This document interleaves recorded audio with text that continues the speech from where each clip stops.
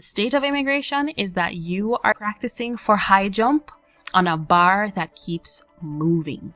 So their work permit or whatever they're on is going to expire without any way to convert to permanent residency.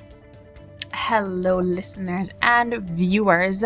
Welcome to our immigration stories as told by Canadian immigrants, the podcast and YouTube series where the voices from Canadian immigrant community come alive. I'm Christina McPherson, your host, and on every episode, we're going to dive into the real, the raw, and the inspiring journey of immigrants who have made Canada their home. In today's episode, we are going to talk about the state of immigration and the fact that Canadian permanent residency is now a moving target. It always was, but right now, the state of immigration is that you are practicing for high jump on a bar that keeps moving.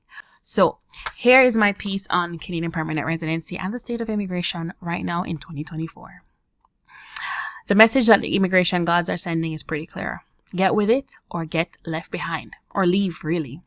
I took a step back the last several weeks to observe how immigration has evolved and just the most recent changes that have snowballed into 2024 and created a new immigration landscape. Now, I have often considered immigration to be a selfish pursuit. Now, this is not in a negative sense or anything, but the aspiring immigrant pursues Canada for personal gain. Right? They're seeking a better life, a superior opportunities, a brighter future for their children. Rarely do you hear an immigrant saying, Canada needs me. They need some help with their labor gaps. Let me go help Canada, right? Never has an immigrant said that.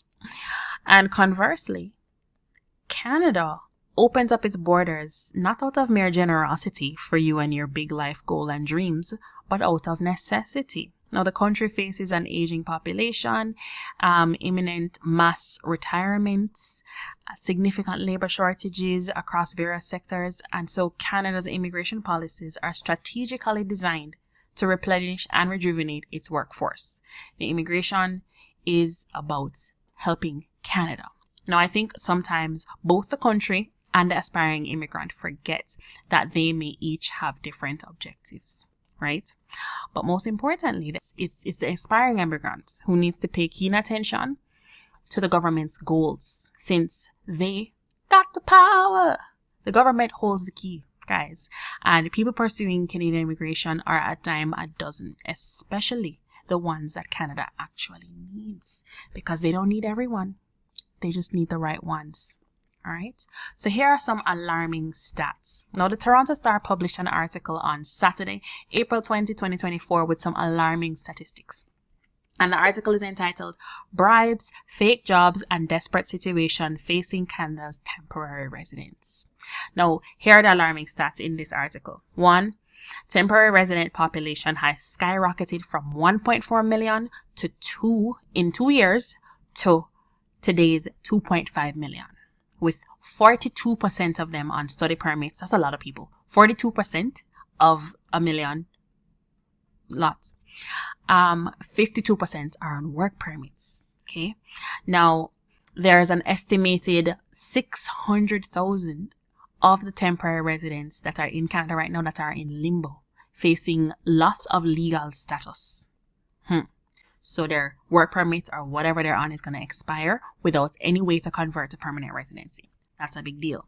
Now, of the 200, and here's another stat, of the 211,962 candidates with a profile in the express entry pool, only 13,144 or 6% of the people in the pool have a score over 500 points. Now, this could be a good thing. It could be a bad thing, right? The good thing is that if only so many people have that score, them have to lower the score, right? So it could be, but the bad thing is that you don't know if, when, or what they're going to do next. Okay. And remember that express entry draws don't need to come from the general pool. They're going to come from category-based draws. So if you're not in a category-based draw, dog damn your supper. Okay. Now, if you're familiar with express entry, or you're currently in the pool, or you're trying to get in, you know what this means. Okay. If you are in Canada as an international student or work permit holder, you need to pay attention to these numbers. Don't get into the state where you think it's going to expire and you don't have a solution. And if you are planning to come to Canada or move to Canada in 2024 and beyond, you need to do it properly so your efforts are not an uphill battle, or worse, in vain. All right. So here's kind of a progression of how express entry worked and how it started out. Now, when express entry was introduced in 2015, the criteria was those who were most likely to succeed. Okay. If you had enough education, work experience, the right age, and the bonus, Canadian education or Canadian work experience, you would have been considered most likely to succeed, and you would have been given an invitation to apply for permanent residency and stay in Canada. Right? Now, when they started the first round of draws, they were very ambitious, very, very, very ambitious, because they started off with like 800 scores of 800s. Can you imagine a score of 800 in today's landscape? Rough. Then they quickly got realistic and they brought the scores down to the 400s. And that year saw scores as low as 450 points, which was the score that was called when I was invited to apply for permanent residency. Now, the express entry streams at the time were clear. You're a federal skilled worker, Canadian experience class, or federal trades worker. Okay. And once you're in it, you have enough points to get an invitation to apply. Now, over time, the process became predictable, until the government quickly realized that, wait a minute, people are still coming, but there's still labor shortages. What's happening? Then they realized, oh, wait, we don't need the most likely to succeeders. No, we need these kind of people. We need special people to fill the special gaps in the economy.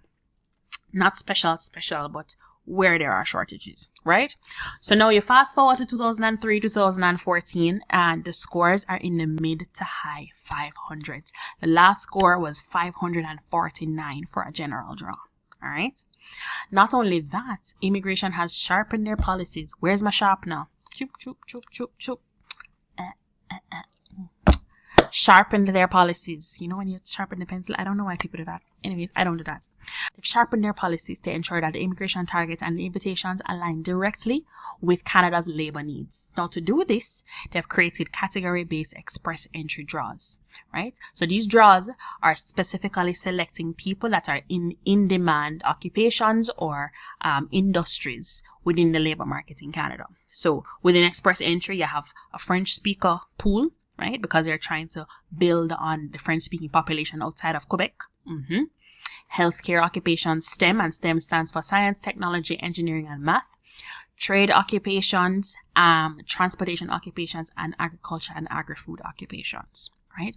So if you're not in any of those categories, where does that leave you?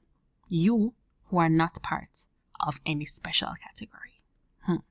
Now here's the moving target. My express entry score was around 490 points. And that was when I was invited to apply in 2015.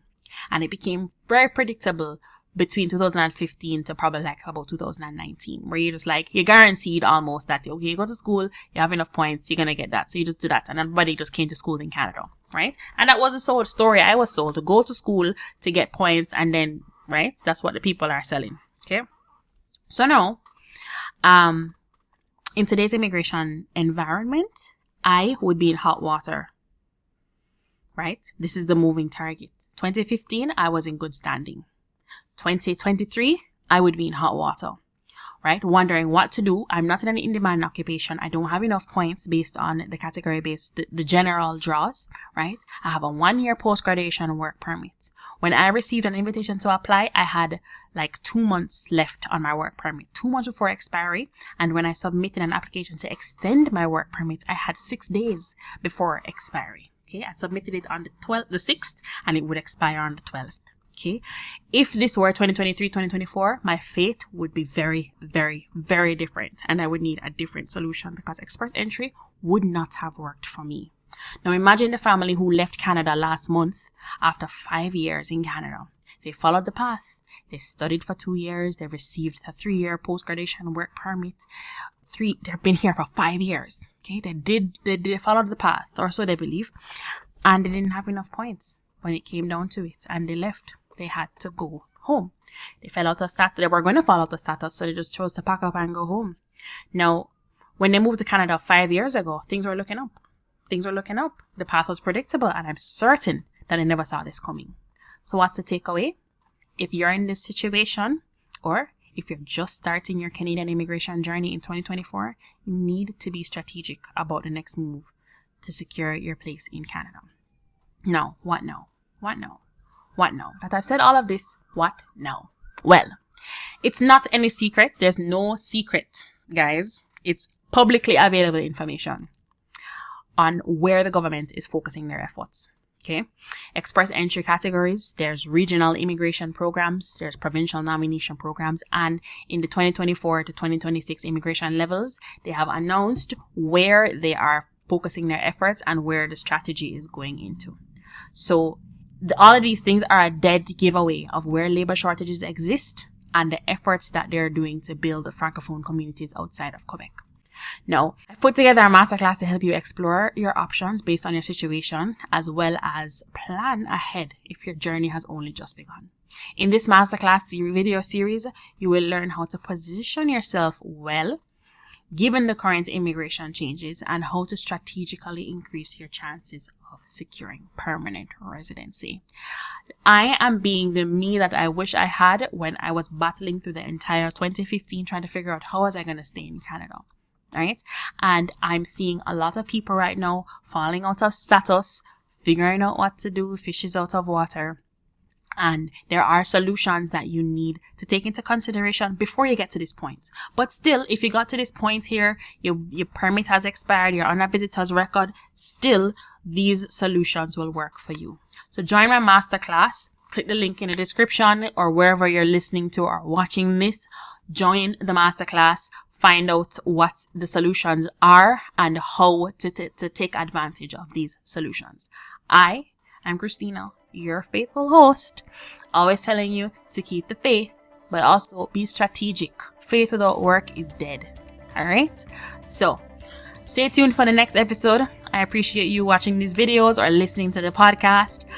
Hit the like button if this was helpful for you. Share it with anybody who you think it will be helpful for, and I will see you in the next video. Bye.